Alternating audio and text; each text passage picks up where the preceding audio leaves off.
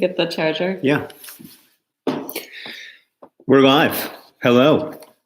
We went live 5 minutes early because we're very punctual people, and I hit the button when I didn't really mean to. Hello. Hi, everybody. Can we start with the wine? Yeah, let's do that. And so let's do the wine first, and then we'll whine, W-H-I-N-E, and then we'll... Wine and whining. I'm sure nobody's ever thought of that joke before. And then we'll paint. Okay. How are you? Well, we finished our parenting duties about 45 seconds ago. Yeah. We had some growing pains. Does anybody remember growing pains? Had some growing pains, and I also think like it's just such a... I think kids process things a lot of times in their bodies. They process them very physically, and it's a really stressful time. There's a lot of disruption, and so I think some of that is getting processed physically.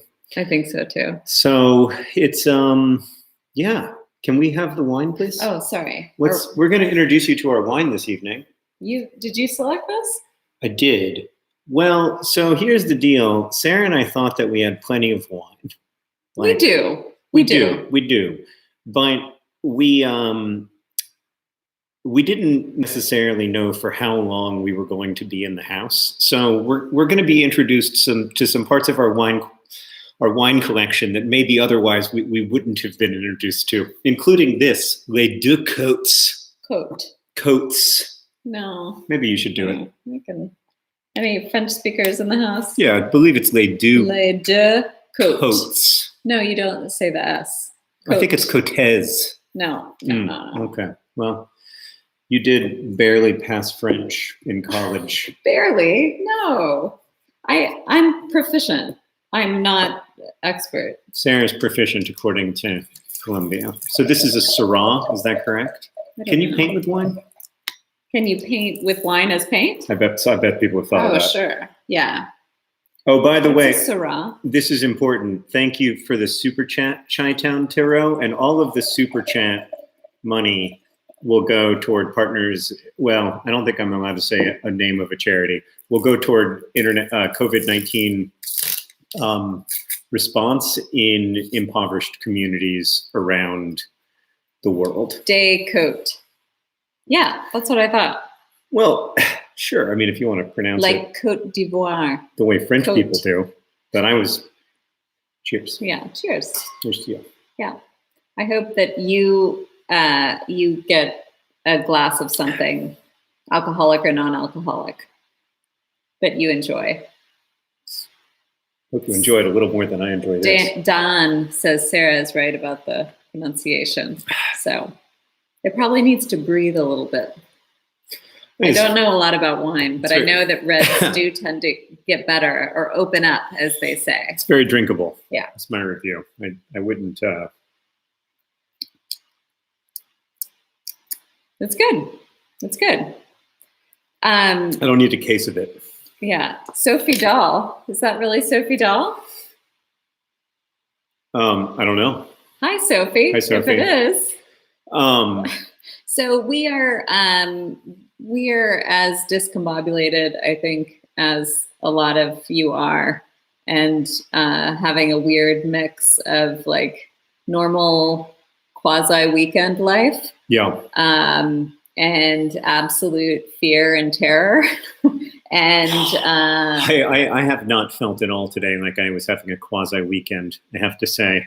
Yeah, me neither. But like the things that we're doing are quasi weekend. Well, the kids are home, but the kids are also e-learning. So we're kind of overseeing some, we're trying to take on as much of that as we can to help the teachers. I mean, the teachers are being absolutely heroic in all of this. Like, figuring out totally new systems. Our son's fourth grade teacher today has a 3-year-old child, and she is expected to teach sort of 3 hour-and-a-half segments during the day with a 3-year-old in the house. But she's making it work.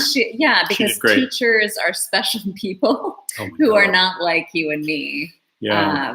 Well, there's just, I mean, it takes such commitment to do that job.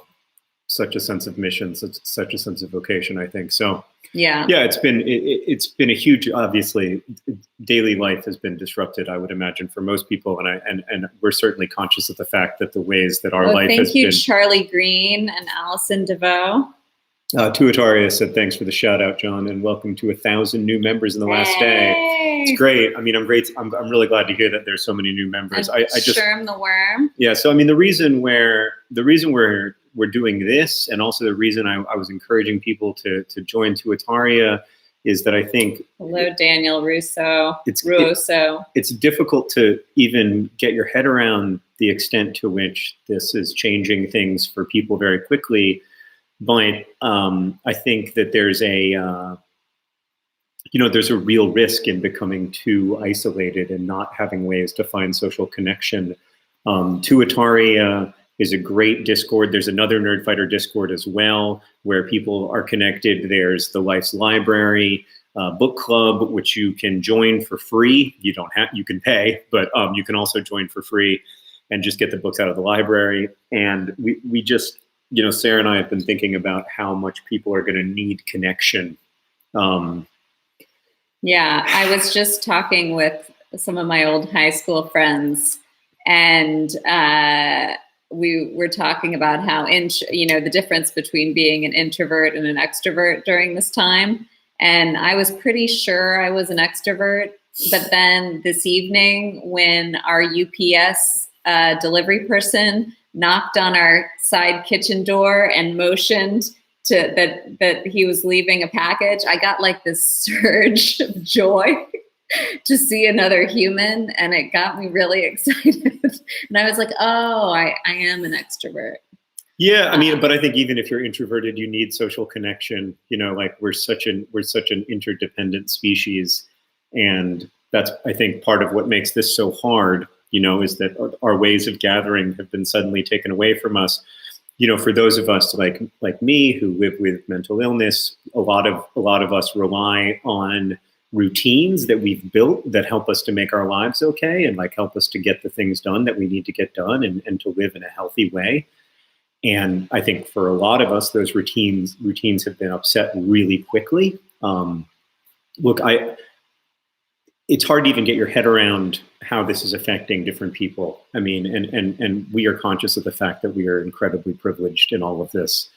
In fact, I think everybody you're going to hear from with, hundreds of thousands of regular YouTube viewers is incredibly privileged in all of this, of course. But I think what is universal about it is that there is an experience of loss. Now, for some people, that loss is really, really terrifying. And in some cases, many cases, it will involve serious illness, and it's just really, really overwhelming. But my experience of it so far has been that it's really hard to have my routines taken away from me and the stuff that I rely upon to be well taken away from me. This is not a great global disease. Pandemics are not a great time to have obsessive compulsive disorder, I would say. But so we're trying to rebuild some of that stuff, and we're trying to find ways to connect and trying to find ways to facilitate other people connecting so that that you're not alone, and two, that this is temporary. This is temporary. This will end. We will get past this. We don't know how temporary it is, but it is temporary. This will end. I will say I have a hard time internalizing that, though. This is very difficult for me to do, and many people to deal with psychologically, because I don't know when it will end, especially I think if you have small children in the house and the prospect that they probably won't be going back to school this year. And, none of us know how long we're going to be trapped in our homes. Yep. Obviously we can go outside. But I think it's the not knowing. None of us know if we're going to get sick. None of us know if someone we love is going to get sick. None of us know when things will change. None of us, I mean, a huge percentage of people don't know whether their jobs are safe. People's medical schedules have been interrupted. The dislocation is just tremendous. Every day, I think of something else that is just so suddenly different. But this is the big, this is the biggest thing I've ever lived through. And I think this is the biggest global challenge in 75 years, and we have to get through it together.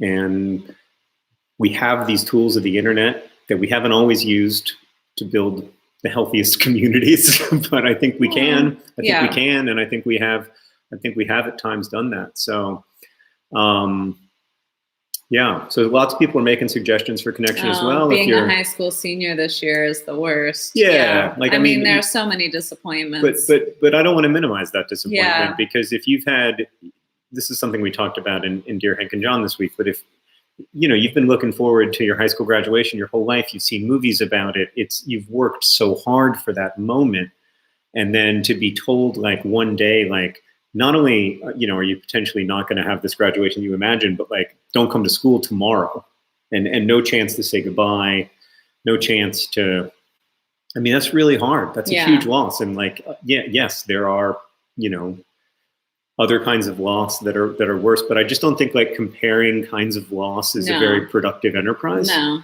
So whether you're a high school senior or a college senior, it's heartbreaking. I will say this to spoil something on the pod, and hopefully I won't cry this time when I say it, but I graduated from college late because partly because I had whooping cough, and partly because I had a mental, I guess. I'm sorry, I don't mean to. I'm not smiling at that. Because the whooping cough? Yeah. It's the whooping cough that she's amused by, not the nervous breakdown. No. Whooping cough is such a disease I would get. I know. Yeah. Well. Another disease I would get? I know. Not funny. Not funny. Yeah. But yes, you would. Any of us would. So anyway, I graduated from college, and I remember like being at the ceremony and seeing all my friends graduate and thinking how much it sucked that I wasn't up there, and feeling like a complete failure, and feeling like just an idiot, and like a huge disappointment to myself and my teachers and everything. And then when I did graduate, it was in December, so there was no like ceremony. But what happened instead is that my religion professor, Professor Donald Rogan, he had a small ceremony for me in his home. Aww. And he gave me which I still have, he gave me a handwritten diploma on a piece of green construction paper. And it wasn't the graduation I had imagined, but it was really lovely. And my hope is that for some of you at least, you'll find ways, or the people who love you will find ways to give you not the graduation you imagined, but still one that you can remember and look back on fondly. Yeah. Anybody else eating probably stale, generic Triscuits from their pantry? We're really exploring the depths here. We've got some mustard that was given to us in a gift basket. Came in a gift basket. Basket mustard. We're really digging deep into the pantry. But we're fine. Yeah, we stocked up. We're not like full preppers, but no. Well, we always have a few weeks of staples. What's a prepper has always been sort of like for us at least, like a funny term. Yeah. Used in humor, but it's not funny anymore. No longer funny. No, but I mean, I guess the only thing I'd say is like, it's really important. And this is something that we've tried hard to do, to not hoard, to like, not, like take stuff off the shelves that needs to be there. So that's why we bought all of our food 5 weeks ago. So there's lots of recommendations in comments and in super chats about things to do and watch, and ways to be with people. Thanks again. I don't really know how super chats work, although I have bought a few in my day, but we'll make sure all of the money, and maybe we'll send out a shout out to Dr. Rogan. Shout out to Dr. Rogan. I don't know that he was ever a doctor. He only called himself Professor Rogan, but I'm not sure. Anyway, we'll let's give him a doctorate. Let's give him he deserves one. I mean, he's gone now, so I think from beyond the grave, everyone's a doctor. But anyway, we'll let you know how much money this raised, but it'll all go to COVID-19 response in impoverished communities in the developing world, where our health system is about to be tremendously terrifyingly strained. But in poor countries, the strain will be of a level that many of us can't imagine. I mean, I think Sierra Leone has 4 ventilators. We have 70,000. So it's going to be a challenge for sure. And Partners in Health has put together a really good COVID-19 response. You can read it on their website. They're also putting together. Susan, my friend Susan. Oh, there's your friend Susan. The Sarah's skin is like translucent vellum. Thank you, Susan. Ah, Susan, how you doing? Susan, I just spoke with her. I went to high school with Susan. Susan was one of our bridesmaids. Yeah, I guess one of your bridesmaids. Yeah, she was yours. She was one of my bridesmaids too. She was yours too. In fact, we found out we were. JJ, I want to get to your super chat, but we found out that Sarah was pregnant with Henry at Susan's wedding. Just after, like the day after. Yeah. So Susan, thanks for being here. I would imagine that things. Speaking of loneliness and isolation. Well, Susan is immunocompromised and has been self-isolating away from her twin 5-year-olds and husband, and is finally back home tonight. Oh, good. So, oh, good. Yeah. Say hi to the fam for me.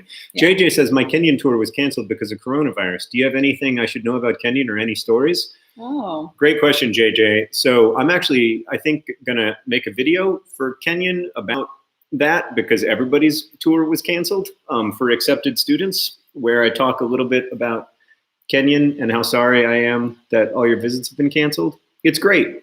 I loved it there. I loved it a lot. It's very expensive, so I hope you have a good financial aid package. But I'm not an expert in how much higher education should cost, but it seems too expensive. I've only been to Kenyan once. Yeah. I mean, the things to know about Kenyan are that it's a great school. Yeah, great school. Great classes. It is rural. It is rural. A fun word to say. Yeah. That's what I liked about it. That's what you liked about it. I liked going, that it was kind of an island. Yeah, I was going to college on a hill, and my whole life was there, and the rest of the world didn't really intrude. In fact, in some ways, I have to say I'm a little bit nostalgic for that at the moment. Mm-hmm. But yeah, Abby's Lenten practice this year is to donate money to charity every year. I did not every day. Every day. Oh, I did not have an effective Lent. Very ineffective Lent, and I can't. I know that's probably. It's not too late. I know that's probably not why COVID-19 has spread throughout the world, but I have had that thought a few times. But we're I know this self-isolating has just begun, but since Friday, when did we begin? Kenyan has a guaranteed to meet 100% of demonstrated financial need. That's amazing. I didn't know that. I'm not an expert. Like I said, it was a great school. Yeah. Yeah. But we've been, speaking of Lenten practices, we've been gratitude journaling or sketchbooking with our kids every morning, which is something we would never have been capable of doing on a normal schedule. But it is, I finally see it, how it works, that it forces you into positivity. Yeah. And even if it doesn't reverberate out all day, it's still, the effects last. And then if you know that you're going to have to do the gratitude journal, you look for things to be grateful for throughout the day. You do, and you notice the things that you're grateful for a little more. They don't just fly past you. You kind of sit with them for a little bit longer, and that has been really helpful for me. Even when it's very, very small things. Somebody said classic Catholic guilt right there. And who is the one raised Catholic? I am Episcopalian, but I am very high Episcopalian. I mean, this is not interesting to 99% of people, but I'm as Catholic as you can get and still be Episcopalian. I mean, I just don't believe in all the Rome stuff. Yeah. We shouldn't go there. We shouldn't go there. Yeah. We shouldn't. You're right, Sarah. We don't need to go there. Yeah. Super chat drinking game, John. No drinking games. In fact, I feel like we're as you'll hopefully see, big believers in moderation. Are we? I do believe in Rome. I shouldn't have said anything. Of course, you believe in Rome. I said Rome exists. I said I don't believe in all the Rome stuff. I think most people know what I mean. How are you dealing with canceled church services? Well, our church is online now, but we don't go that much anyway, so it's not that huge of a distraction for us. Yeah. But I mean, this is another thing. Like, whatever the ways you have of gathering. John, did you see the two popes? You did. I did. I loved the two popes. Very actually. Good. It's a great example of how much I love Catholicism, except for the in theory. Yeah. I mean, I got married in the Catholic Church. I have a ton of respect. I don't know how to finish that sentence. No, let's move on. Yeah. Onward. What should we talk about? Not religion.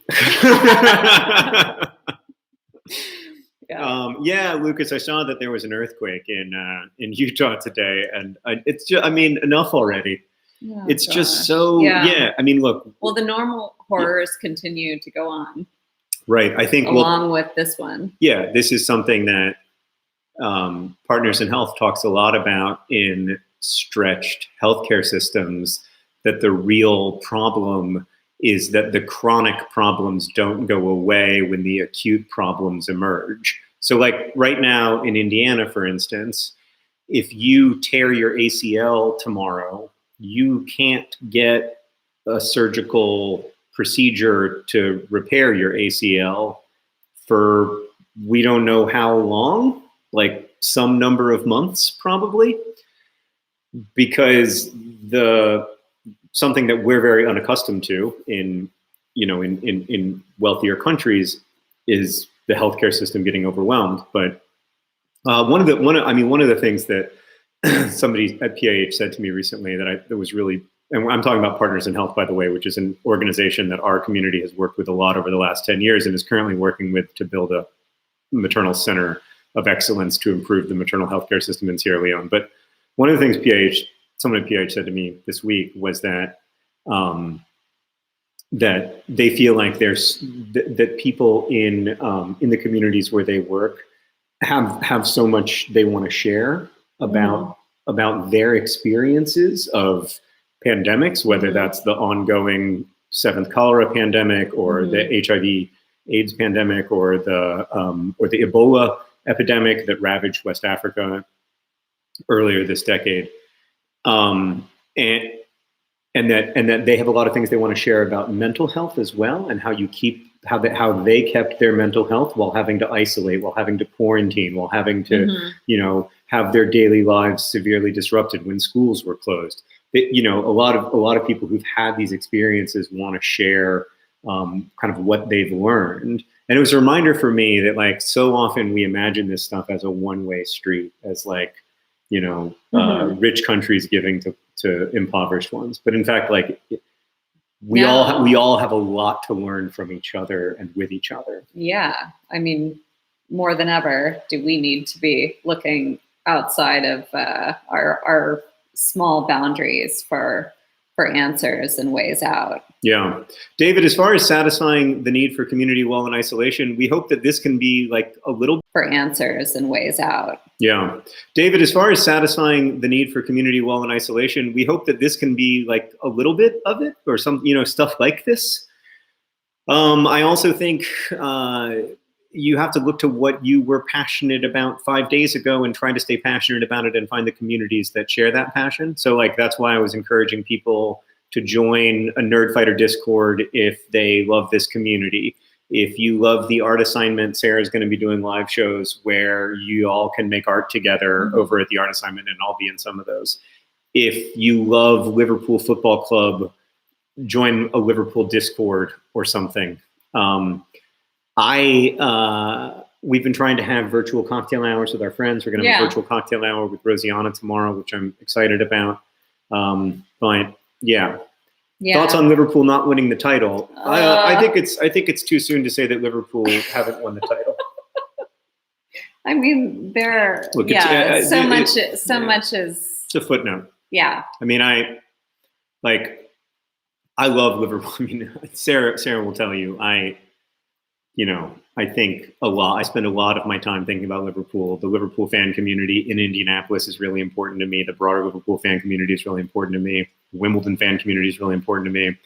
But I mean, I think in 2 weeks when we begin to understand better the scope of the challenge that we have in front of us, none of us are going to be thinking about football. No. So let's, I think when I'll be overjoyed when it's time to talk about football again, even if it's nothing but Manchester United fans making fun of us for not winning the title we were clearly going to win while they finished 6th. Yeah. That was my dig. See, I still dug at them. I still found a way. That's okay. Yeah. All of the disappointments are real, as you were saying. All the disappointments are real. Yeah. It's true. Yeah. We got to start making some art. Well, I mean, I do think it's interesting. I thought that person was asking, are you both doing any new drugs? And I was like, not yet. What did they ask that? No. Okay. No, but I didn't see the actual question. Yeah. I think in terms of making art, what is Sarah eating? Generic stale Triscuits. How stale are they? Their best by date is still in the future. Not pretty good. It's just that it's been open for a while. They're not great. You know what they taste a little bit like? They taste like stone wheat thins. Remember stone wheat thins? It occurred to me as I was eating them. Can I get some mustard? Is it? Oh, maybe I shouldn't. It's probably not appropriate to eat while on the live stream. Why not? Is it okay? Yeah. Okay. Well, as I was going to say, we're going to make some art. And I know art's my whole thing and my career and my personal interests. But as I've been talking to artist friends over the past week, the artists in my life are, it's an interesting point because, like, in a way, and they're not saying this, I'm thinking this when I talk to them, they are kind of better suited for this. And I think it's outside of visual arts, but writers and makers of all sorts who kind of close up regularly, not close up, but sort of protect time to be on their own, to make things. And not all art is made in isolation, for sure. A lot of art is made together cooperatively. But this is an amazing time to make stuff.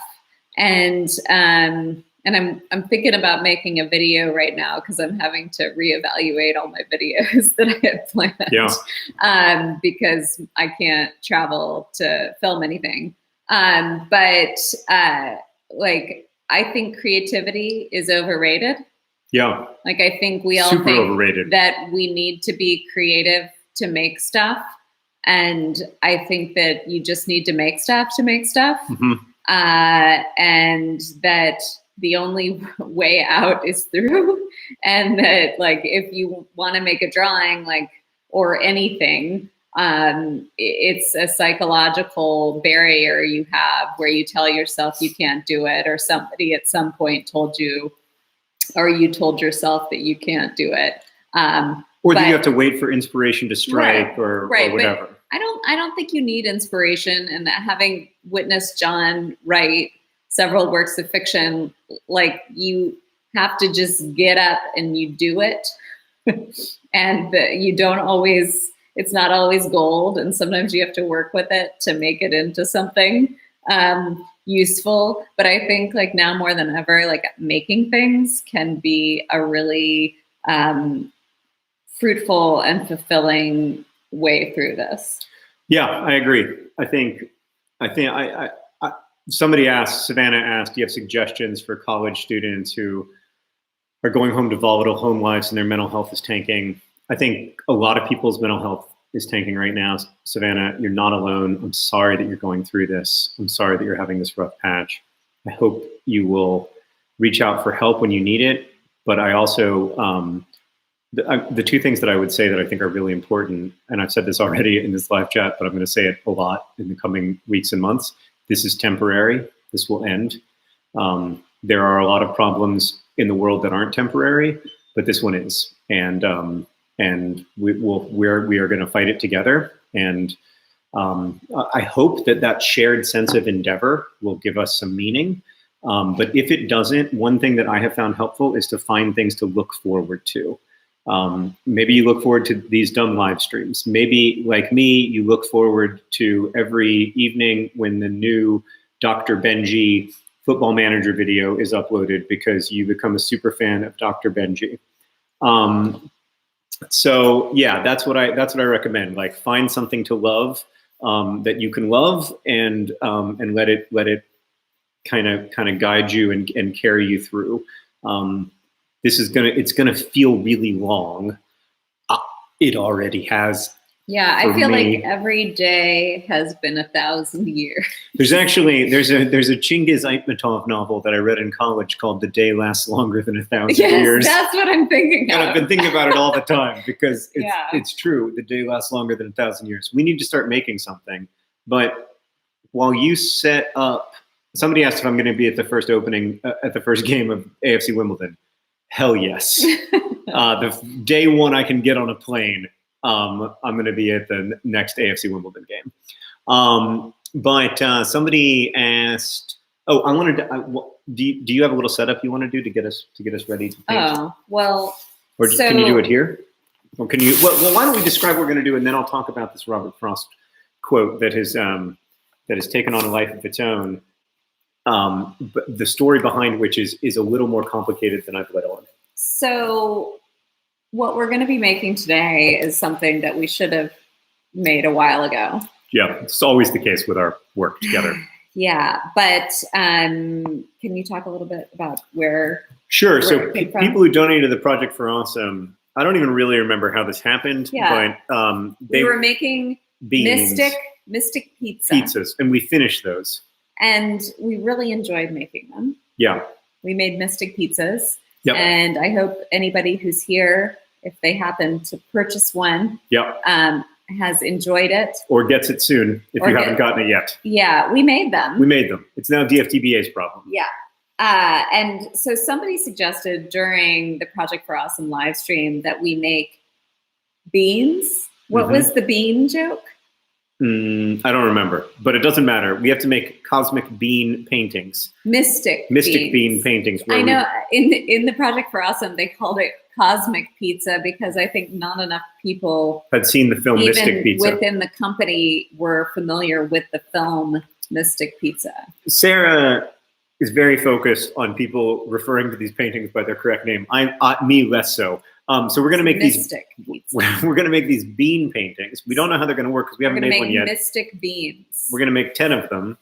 Maybe not tonight, but eventually. And then we'll just start making things together. Who God only knows what we'll do.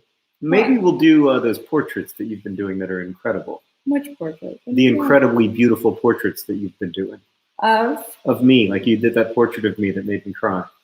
Oh, the colors. Yeah. Oh, that's what a portrait is. Okay.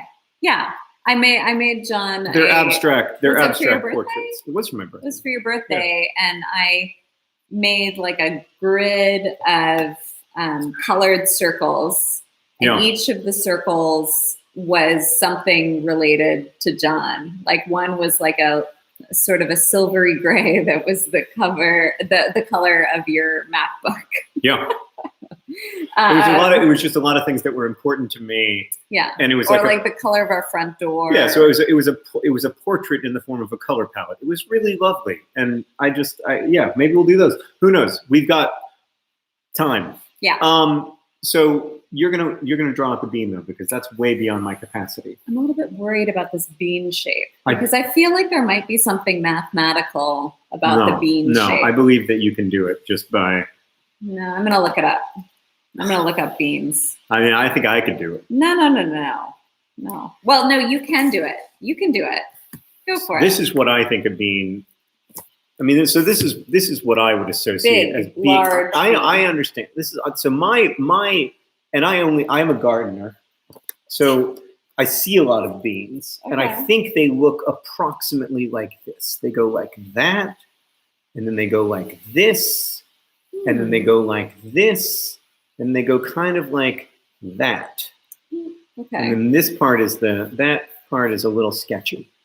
That is That's a pretty good bean, John. I mean, nobody can see it really, but that's not a bad bean, is my point. If I can do that, you can do one that's 12 times better. I'm going to work on your bean. Sarah's going to try to improve my bean.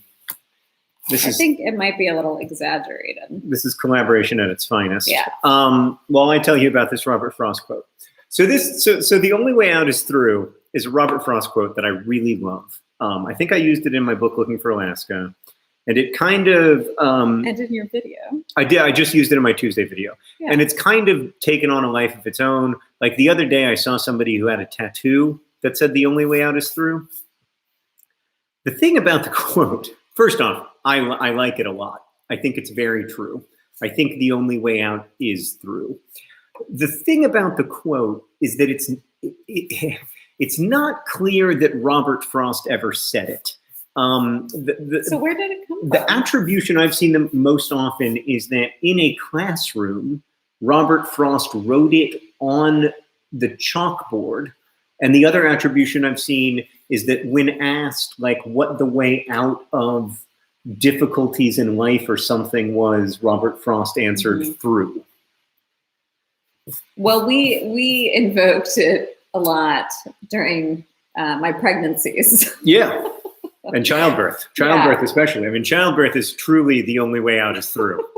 No matter how the baby comes out. And so we did that. We worked on, we've used it a lot in our family, and then I've used that quote a lot in my own. Everyone's very impressed with your bean drawing, and I have to say, John, I think it's very good. It's because I have looked at a lot of beans because it's the only thing that I can successfully. But you know what it is? It's your lack of fear of drawing the bean. You had the confidence to just do it. Yeah, you have improved the bean. So this is Sarah's. No, well, she's not done. I'm not done. So yeah, I don't know for sure that Robert Frost said that. And if he didn't, then I should have credited myself. What should we name our baby? What are your ideas? I feel like I feel like we shouldn't. No. We shouldn't name your baby. Sarah and I asked the President of the United States at the time to name our baby, former president. He deferred. And at the time I was like, oh, that's such a politician's answer. But now that like I have a kid, I'm like, oh, I'm really glad President Obama didn't name my kid. So he was like seeing into the future, I think. Although if somebody, I'd probably not do it. If a friend presented two names, and asked me to choose between them, I would vote. I would tell my preference, especially if I had a strong preference. Name the bean.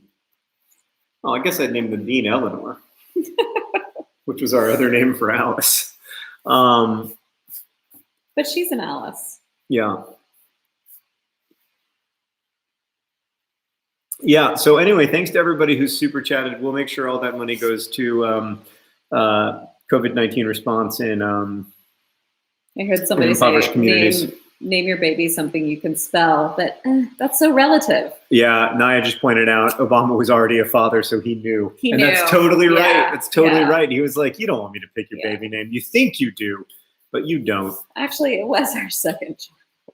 Yeah. So I think we're getting there. That's Eleanor Bean. Yeah.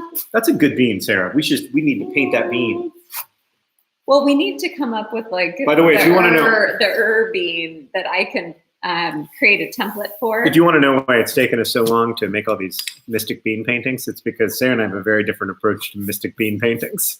But we want them to be good. You want them to be good. I want them to be done. See, that's so true. Together we like end up in the right spot. Like I'm a big believer in better done than perfect, and Sarah's a big believer in better perfect than done. Well, and together we get there. Yeah, I've come a long way. Yeah, on that front. Yeah. No. Well. Okay. Whoa! Why are you shaving off that corner of my bean? Because it's too fat. I don't agree. I have to say, I think that beans are more slender than you think. Okay. Well, I also think it depends on what kind of bean. So this looks to me like a dragon's tongue bean, or a you know, well, there's the commonly known dragon's tongue bean. Or just let it go. a black-eyed pea, maybe. Yeah. I was thinking more of a lima bean type of bean, but anyway, we can move on. Eleanor Rigbean. Oh. I can't believe we didn't get there. Oh my gosh. And that's so good. That's Eleanor Rigbean. So good. I'm gonna have some more of the two coats. What does coat mean in French? My beloved coast.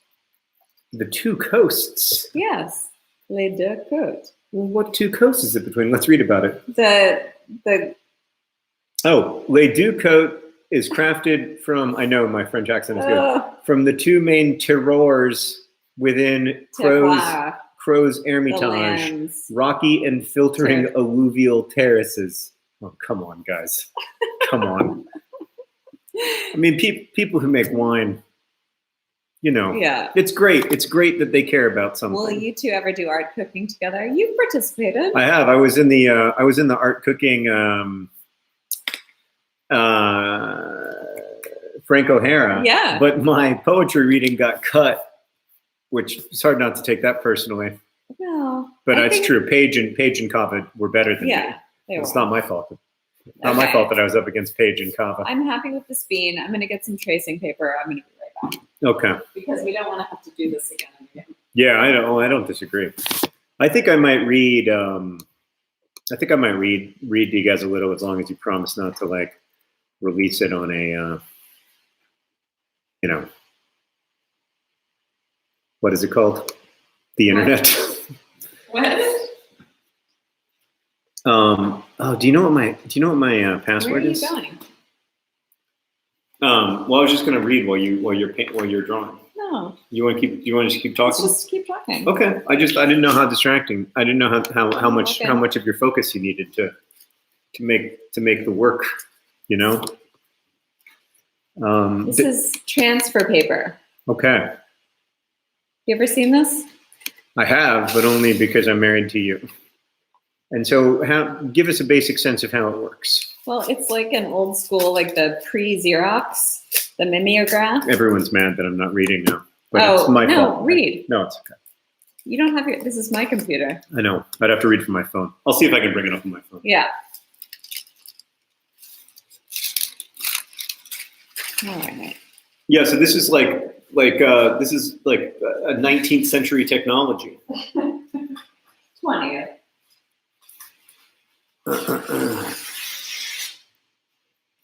Yeah, I just think we're in a time when if you have a story, you should be sharing it no matter what.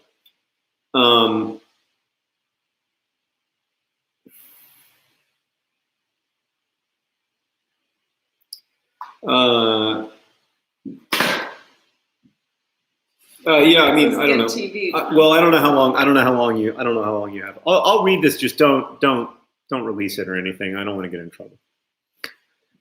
But this is a little. I have been working on a story. I have a long way to go, like 5 years. Although maybe now 7, because Sarah and I both spend half the day homeschooling.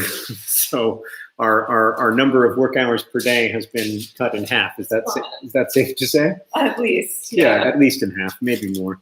Oh, so you're not going to use the mimeograph paper? I am. First, I have to trace it. Okay. So I have tracing paper. Okay. This is going to save us time later. You read. Okay, I believe you. Yeah, so this is about two kids who are in a movie, and the press junket's about to happen. Like the movie's about to come out. What's a press junket, John? A press junket is where you go into a room and you get asked questions by reporters every 7 minutes for like 10 hours in a row. And if you have a movie that's successful, this happens 10 or 15 or 20 days in a row, and it's among the luxury experiences that a human being can have. But it's soul killing. The less pleasant, I would say. Yeah, it's Sarah saw me do it once, and at the end of like 3 or 4 hours. But I feel like actors are better suited to it because like it's their job to repeat lines over and over. I agree, but I think it depends on the actor. Yeah. Like I think some actors are better suited to it and others aren't. Yeah. By the way, I didn't tell you this, but Nat texted us today. Yeah. And said that he was thinking about us and hoping that we were well and staying safe. Nice. Such a great guy. So now we have our bean on tracing paper. Bean on tracing the paper. next bean painting Yeah. we've got this. Yeah. All right. So so this is the beginning. It's about like the lead up to a test. Do you know what the testing is? It's where you screen test.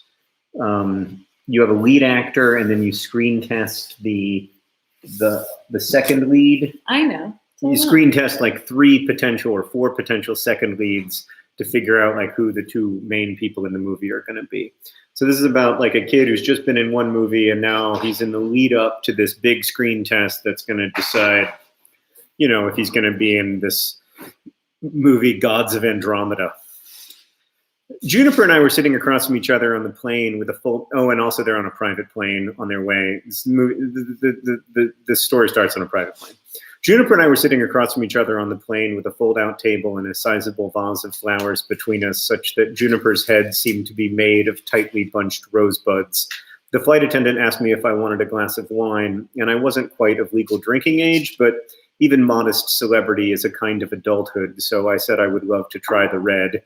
She poured, the wine not splashing into the glass so much as swirling into it, and I took a sip as the flight attendant looked at me expectantly. "It's good," I told her, and she said, "I'm glad you like it." And Juniper said, "When I die, bury me with this plane." And Katie, the publicist, said, "If you want to own a plane like this, you better do Gods of Andromeda." And Juniper said, the eternal dilemma, to lose one's soul or lose one's plane. Juniper always talked like that. We went back to playing bullshit, 2 actors with pretty good reads on each other. After a while, Juniper said, "Will you run this with me? The Gods of Andromeda thing?" "Yeah," she said. "Sure." I wanted to push the flowers out of the way. It was ridiculous to have a conversation without seeing each other, but I didn't do it for some reason. They didn't feel like my flowers. Juniper scooted out from the table and came over to my side. Her hair was down over her face. She was wearing sweatpants and a tank top, but neither looked particularly casual or comfortable. She took a sip of my wine and then asked, "May I have a glass of this?" And then Janet, the acquisition specialist, left off the couch at the back of the plane to get the flight attendant to get Juniper some wine. Juniper pulled out some extremely folded paper from her sweatpants and handed it to me. It reminded me of a middle school love letter. I unfolded the page and scanned the action. "You're a Mediv? I guess if I want this plane, I am. Mediv, guardian of the, realm, dominion." I smirked and just went into it. "You dare interrupt the lawful trial of Agrippa? I fear I must, for strike this woman, the orcs." There was gravel in her throat all of a sudden. "The orcs, my lord, they've laid waste to Kallenbath. What is not fire is ash. Our allies are gone. Our enemies are at the gate. The future is in doubt and the past is buried in the ground, my lord. There is only time, and the time is now." Can it be? The time for questions has passed, Garon. The time of speaking has passed. We fight now, all of us. No trials, no tribes, no guilds, only man and orc. We fight for the Kallenbath that was and the Kallenbath that shall be. "That was good," I said. "It kind of makes me want to die," she answered. "Then maybe don't take it?" "Oh, she's taking it," said Katie, the publicist. "That movie is going to shit money." Ellen, sitting next to her on the couch, agreed. Everyone with a frickin' pulse is trying to get into Gods of Andromeda one way or another. Brilliant director, massive budget. It's the next tentpole for Sony, and Katie is correct about it shitting money. It's going to get money Ebola, and money will pour out of every orifice. I don't know about that. I'll cut that. Juniper and I shared a look. I mean, the whole point is that they're terrible people, yeah, for the record. I got it. Would you do it? Juniper asked me. Probably. I didn't tell her, but I was actually in the running for Garon's anxious brother. I'd sent in a self-tape, and they'd liked it. And once they cast the leads, they wanted me to come in for a chemistry read. My agent, Bob, thought I had a good chance at it. "Everyone says Bryant Lansing is brilliant," I said. Juniper rolled her eyes a little, but leaned into me. I could smell her shampoo. "If he's so smart, why did he direct that X-Men movie?" That X-Men movie made Buy This Plane money, Katie said. Also, I liked that X-Men movie, but I didn't say anything.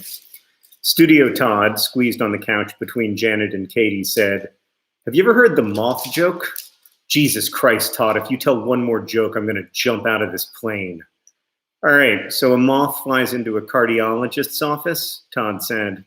He had gray hair, but it was cut fashionably, and he always wore a very trim suit. He talked a lot, so I knew a lot about him. He had girls, both in college, which you wouldn't believe the cost. He woke up every morning at 5 a.m. and ran for exactly 5 miles and had been doing this 6 days a week since he was in high school. Told me that once he'd torn something in his knee and couldn't run for 6 months and glimpsed insanity. He told a lot of jokes. So this cardiologist, a cardiologist is a heart doctor, works on hearts.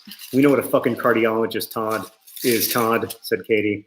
The cardiologist says, what seems to be the problem, Moth? And the moth says, oh, Doc, if only I had one problem. My father's dead. I miss him terribly. I'm still a young moth, and I don't know how to live in the world without him. My girlfriend, I guess she's my girlfriend, but I'm not even sure. She's gone completely mad and no longer even recognizes me. Worst of all, my mother has taken up with my uncle. I feel so lost and alone, Doc. I don't even know if I want to go on. And the cardiologist says, well, those are very serious problems, Moth. But it seems to me you need to see a psychiatrist. I'm a cardiologist. What brought you here today? And the moth says, oh, the light was on. Only Juniper laughed, but she really laughed. It's the beginning. Yeah. Have you read that before? No. What'd you think? I thought it was great, but I've heard the moth joke. So is everyone who knows me. Haven't you made a video about the moth joke? Probably. I like that nobody likes Todd. Yeah. Yeah. I think it's great. It's very rings true. Oh yeah. Thank you. Yeah. Yeah. So that's a little bit of Macbeth. More Hamlet. Yeah. But I get them confused all the time myself.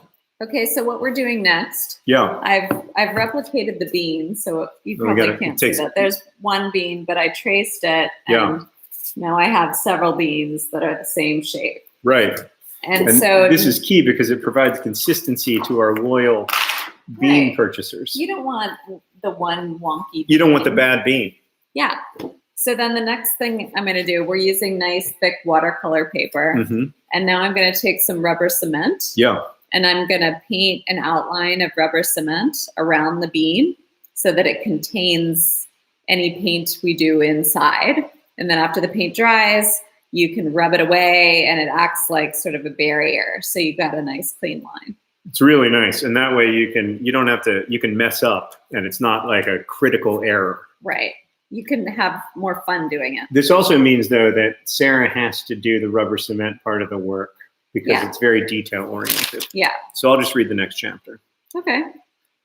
I haven't heard it either. This is fun. What did you think of that part? I thought that was good. The problem is it doesn't really fit in with the rest of the story. But well, I want to know how it starts. But that's how it starts. Oh, okay. That was it. That was welcome to the beginning.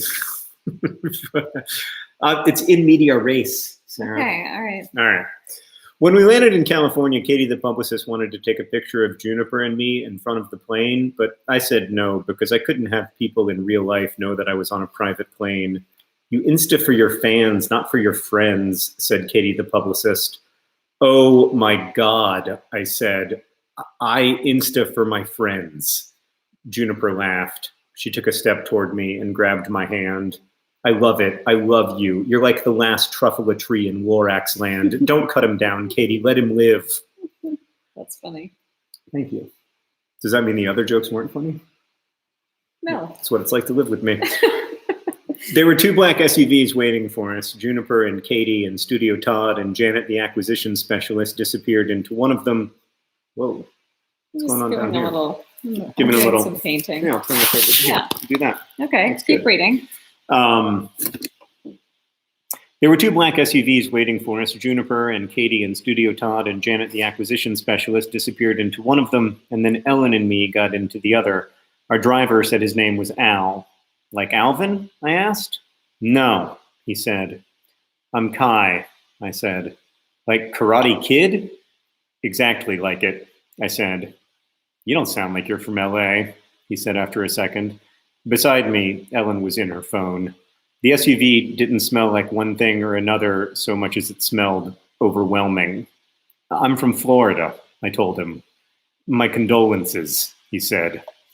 Ellen handed me the phone. It was Juniper's Instagram, a picture of her and me holding hands with the plane in the background. Juniper posted this? If I had to guess, Katie posted it for Juniper, Ellen said. She said I was the last truffula tree in Lorax land, and then she cut me down. Jesus, Kai, no need to be dramatic. It's Instagram. Ellen worked for the studio, while Katie worked for Juniper. Once you get famous enough, you get your own publicist. Juniper was getting famous enough. She was about to happen. That's what Ellen said. Ellen said people like Juniper don't know what's coming, but it's coming anyway. I was about to happen too, but not in the same way. Where in Florida? Al asked. On the Gulf side near Sarasota? A lot of old people down that way, he said. Yeah, you from here? No, I'm from Iran. You know Iran? Sure, I said. So you in a movie? Yeah, I said. What movie? It's called Pro Patria Mori, I said. What's it about? I don't know, I said. I haven't seen it. Ellen jumped in. It's about a major in the Marine Corps who returns home from a deployment overseas and begins caring for the daughter of a Marine in his platoon who died. Majors don't have platoons, I said. They have battalions. A Marine in his battalion who died, Ellen said. So who are you? Al asked. I'm the major's son. The movie's mostly about him and this girl, but in the movie, he kind of neglects me while taking care of this other girl, and so I get kind of messed up. You get kind of messed up, he repeated. I mean, in the movie, I clarified. After a while, Al said, I meet a lot of actors. You ever met Keanu Reeves? Ellen asked. Sure, I met Keanu. Drove Keanu a few times. Nice guy. Quiet. Keanu's in the movie, Ellen said. I could hear Al smile. Keanu makes everyone smile. It's his superpower. That's great. Congratulations. So what are you doing next? I don't know, I said. I don't even know what I'm doing tonight. Al laughed. Outside, Los Angeles was tinted gray. I'd only been here a few times, twice to screen test for things I didn't get, and once to screen test for Pro Patria Mori. I lived in New York, or I guess I did. I'd been there since the movie wrapped. Before that, I'd been in Louisiana for a couple months for the movie. And before that, I'd been in New York for a year. And before that, I'd been in high school. I don't like to think too much about all that stuff, where you are in your life or your career or where you live or whatever. It just gives me a stomach ache. I get the same stomach ache when I look at the Google Calendar that Ellen made for me, laying out the 22 days between now and the movie's premiere, or when I think about what my brother is doing right now, or when I look at my Instagram, or when the ATM asks if I want to see my bank account's balance. I have some kind of stomach ache most of the time, so I don't eat enough, which is part of the reason I don't look like someone who's about to happen. All the guys who are about to happen in young Hollywood are ripped. Everybody always says that Los Angeles is sunny, but mostly it's just dry. No weeds growing in the sidewalk cracks. Home always looked like nature was about to take the land back from us. Everything wet and humid and green and growing. In LA, even the green lawns looked parched. Never enough water. Al asked me if I liked Keanu, and I told him I did, which was the truth. And I thought about this one time when Keanu told me that a good life can fit entirely inside of your car, and a great life can fit entirely inside of your motorcycle. That's Keanu. The second chapter. Real quotes? No, based on a real quote. Oh, you changed him? Huh? You changed his words? He's a fictional character. Keanu Reeves? Yeah, I mean, this is a made-up novel. Oh, I like it. I want to hear more. Well, that's all you get for now, I think. Well, let me see what the third chapter is. Mm-hmm. Oh, it has a good bit in it. I'm worried that it's not funny enough. No, it's funny. You didn't laugh at the. This is what it's like to live with me. You didn't laugh at the joke where Kai says, "I'm from Florida," and Al says, "My condolences." I think that's but a great I've heard joke. a lot of Florida jokes. Never enough. Yeah, and you famously, Anyway, I grew up in Florida, so I'm allowed to hate on Florida. Yeah, there's a lot of great Florida, but everybody hates on Florida. Everyone is allowed to make fun of their hometown. But I'm just saying that it's a frequent joke. I feel Florida man. Maybe I should make it Indiana then. Ooh, because the nice thing about Indiana is that I have But then again, it's socially acceptable to hate on Florida because of the Florida man. Right, but maybe it's funnier if it's Indiana and Al says my condolences, and then he has all kinds of then Kai has all kinds of Indiana problems instead of having Florida problems, which I agree are a little bit more kind of played out. I don't know. What do you guys think? Danny says never enough Florida jokes, and Just Load already says it was pretty funny in my opinion. Yeah. Okay. I giggled internally. Yeah, I mean, I'm not looking for internal giggles though.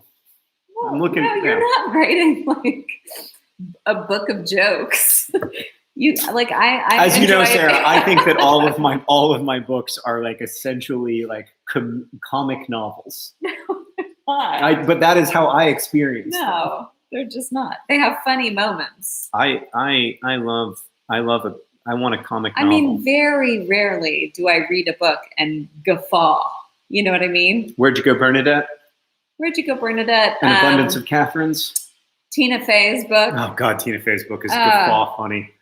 Yeah, I guess like I You're not a comedian. I know, but I want to be. Like I want to be a comic novelist. Like when I was a kid, I saw your college improv VHS tapes. Not good.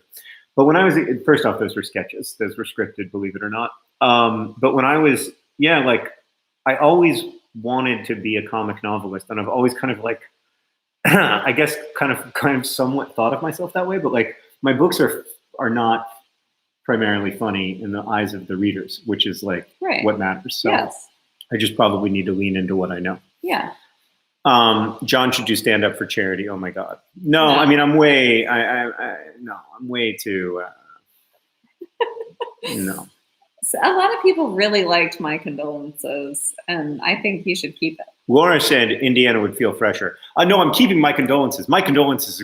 Don't get it, Sarah. My Condolences is a great line. Right. Is it funnier if he says, no, I'm from Indiana, and Al says My Condolences? It might be funnier. I don't think so. I think it's like when you sort of pick on somebody smaller. Like, I don't know. Well, the other thing is that my last two books have both been set in Indiana. Right. So maybe you got to go back to your other state. No. I kind of like that. Like I like that I've settled in a place as a writer, and it's a place I know. And then also like I could like Kai's problems that he has later in the book would be very. They would make sense to me. They would be easy for me. I don't know. I think and like I like when writers settle into a place in their career and dig deep into that place. And there's a lot I like about writing about Indianapolis. I think it's a super interesting. As you know, I think Indianapolis is the most American city, and that makes it a really interesting city.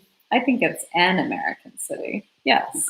Yes. Yes. Specifically, the most. No, but I think America is not one thing. I think America is many things. I know, but so is Indianapolis. Yeah. I mean, I don't know. It is. I don't know. I don't know if I agree with you. Okay. Well, we can talk about that offline. What about Alabama? What about Alabama? I feel like if somebody says they're from Alabama and then you say my condolences, you're being a jerk. Yeah, I kind of feel like that about Indiana too. Do you? Yeah, a little bit. Maybe it's going to stay Florida then. This is the kind of thing that I spend way too much time thinking about instead of thinking about like what should happen in the novel. Think about like, how can I make this joke the best that it can be instead of like thinking about like, hey, is Al a good character? Does he have an arc? Well, and they're also getting a preview of my feedback when you read me things. Is like I get into the details, and it's usually like details that really trip me up. I'm like, well, it was going great.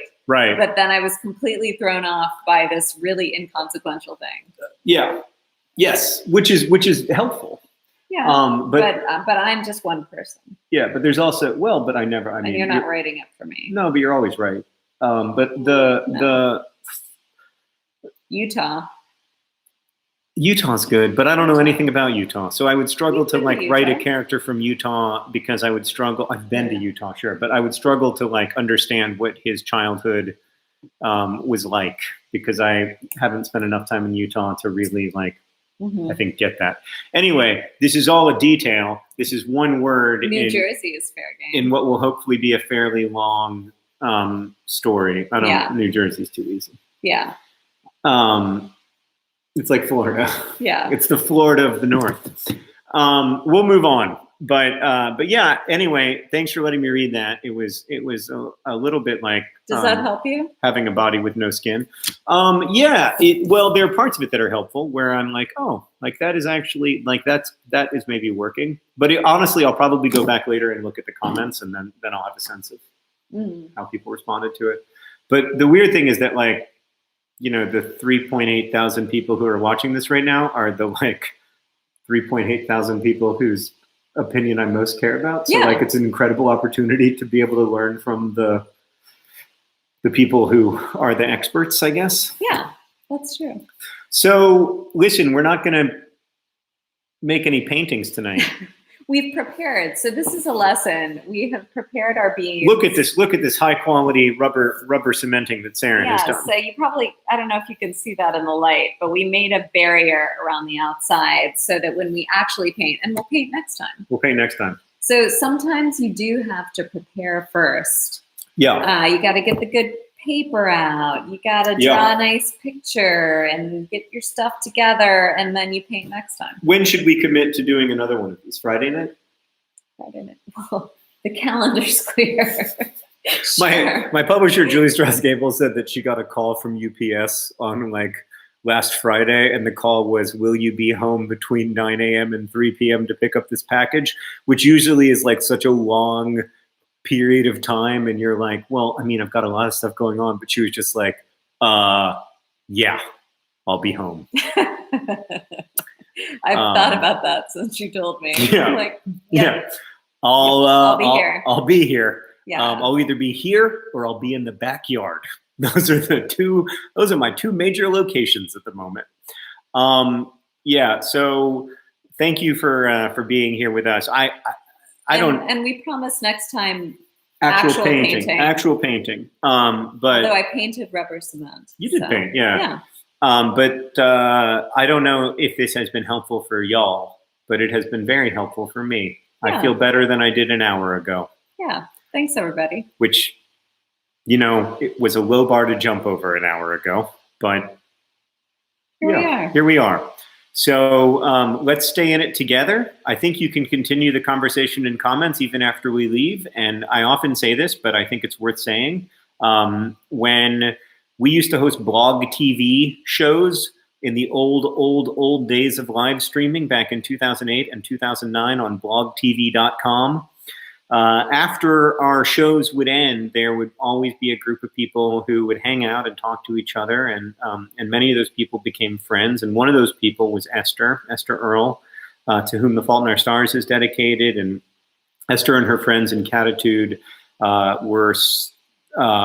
were and are such an important part of Nerdfighteria, running the Project for Awesome for many years behind the scenes, working for VidCon, all kinds of different stuff. But I hope that the one thing that we really hope comes out of this is that you find ways to connect with each other, because that's where we think the value is.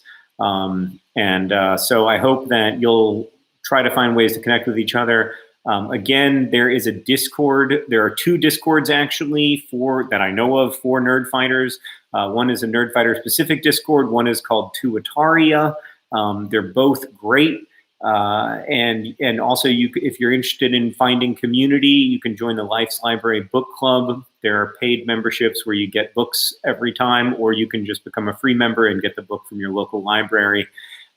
So please keep finding ways to connect with each other, because I think that together we will get through this. And it's going to be long, and I don't want to minimize how difficult it's going to be, but it's going to be hard. It's going to be hard, but we are going to get through it, and we're going to get through it together, and we will see you on Friday night. Bye, guys. Bye.